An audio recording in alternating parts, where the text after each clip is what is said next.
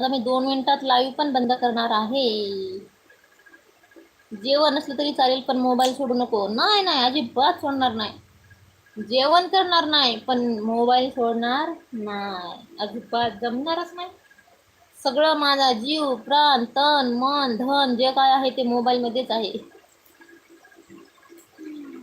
सगळं काही मोबाईल मध्येच आहे रे बाबा. कसं सोडू मोबाईल मी. मोबाईल जरा तरी दिसला नाही ना मला करमत नाही.